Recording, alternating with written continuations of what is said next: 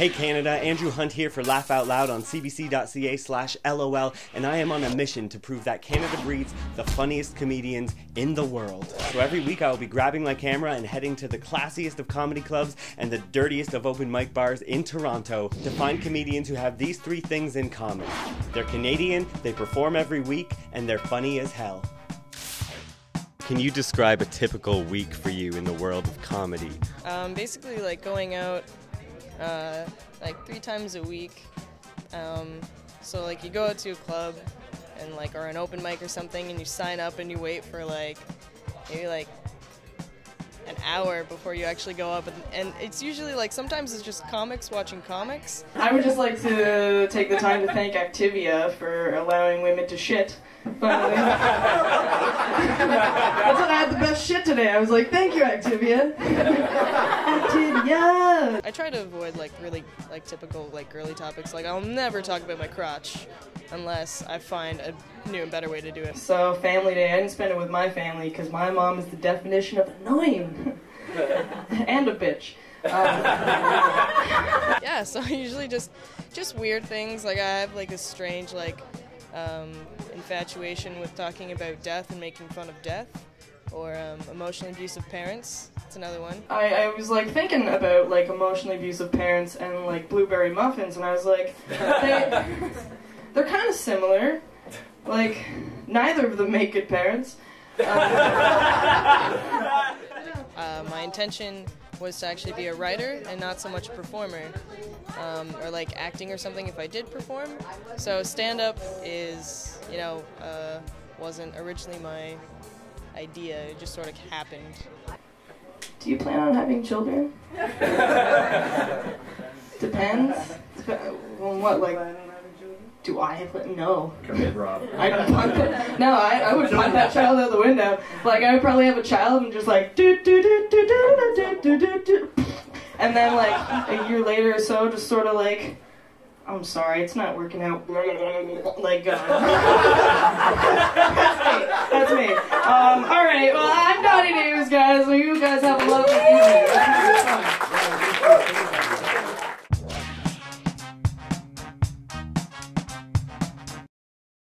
Hey Canada, Andrew Hunt here for Laugh Out Loud on cbc.ca/LOL, and I am on a mission to prove that Canada breeds the funniest comedians in the world. So every week I will be grabbing my camera and heading to the classiest of comedy clubs and the dirtiest of open mic bars in Toronto to find comedians who have these three things in common.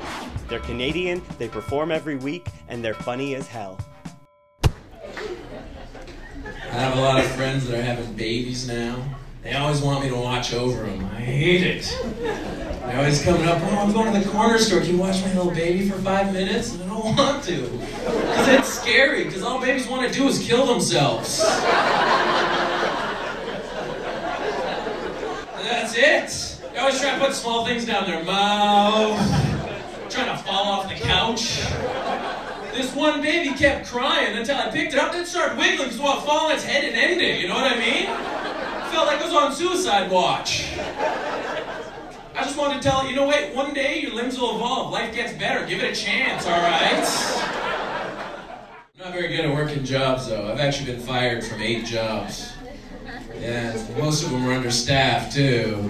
The worst day at work for me is always the first day. I remember my first day at 7-Eleven. The boss walked in and handed me this robbery prevention guide, which told me all these ways I could get shot up and stabbed. That's more of a second day thing, right? And it was all common sense. Like the first tip was don't anger a robber. Don't anger a robber. Who puts on a 7-Eleven uniform and gets cocky?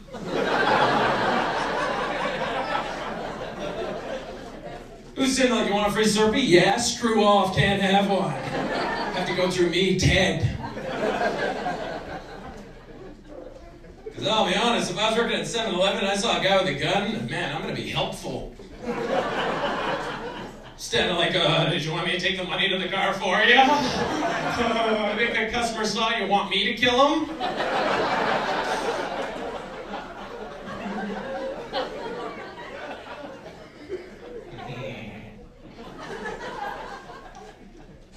Worked a lot of customer service jobs. It's funny when you work those because you develop robotic lines that you always say. Like, you used to always say, have a good one back when I worked at a coffee shop. After everything. Someone walks in, here's your drink, have a good one. Here's your change, have a good one. One time this girl walks in and she asks for the washroom key.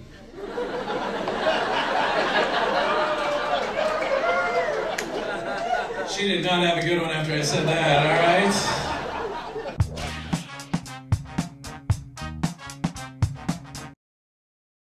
Folks, I need to start exercising more. Women can't seem to see my charisma hidden behind my vomit-inducing appearance.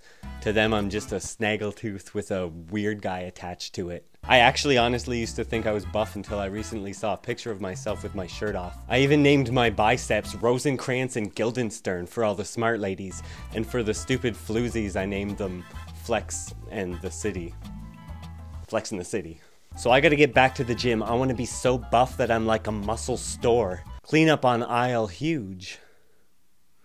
And you know, I hate to be Buffy the Vampire Player hater, but I hate all the muscle men that are already at the gym. You already have muscles.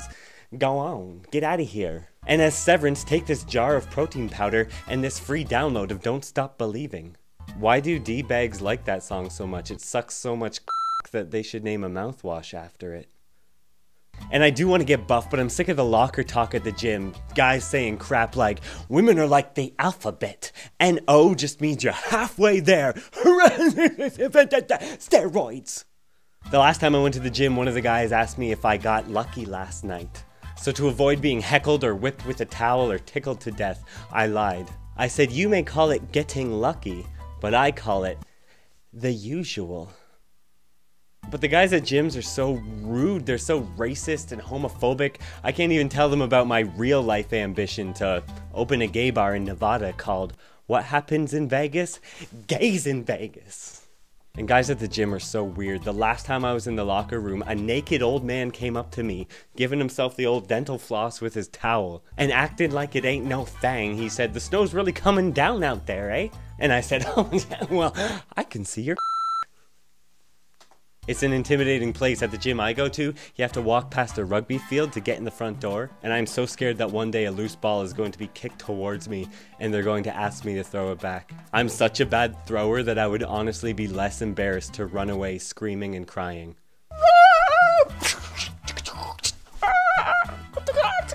That was my impression of me scream crying. Those were the tears. Here's my impression of you. I love a nice jog on a sunny day. It's awesome. My iPod on and I feel so free. And here's my impression of you on an actual jog. I hate this. I hate this. I hate this. I hate this. Mother this jog. I'm walking. Ew, a cute guy. I hate this. I hate this. I hate this. I hate this. I hate this. But remember, don't be afraid to look silly while you're working out. The more ridiculous your face looks at the gym, the less ridiculous your bum will look in those jeans. Oh, and if you are going for a jog outside and you come to a red light, don't jog on the spot. Just stop. No one cares. But back to the gym, I honestly believe that health is very important. Did you know that 2 out of every 3 Americans is obese? Now, I'm Canadian, but my computer even has an American spell check. Every time I write the word salad, it automatically adds, with a hamburger and a stick of butter balanced on top. You know, my friends keep telling me to stop worrying about my physical appearance. They say, women like brains. You'll find love when you least expect it. So I'll probably find love on a toilet. But to impress the ladies, I do want to be buff. I want to be scary buff. I want to be more frightening than the anticipation of trying to get your footing right while stepping onto an escalator. So I want to be tough as nails at the gym, but as soft as nails from a manicure in public. Because nice guys may finish last, but that's not such a bad thing if the finish line is a cliff. Well, you trollops, I gotta go. I gotta go call my work and tell them I can't come in today because I'm sick in bed. And I'm not lying, because when I say sick, I mean awesome.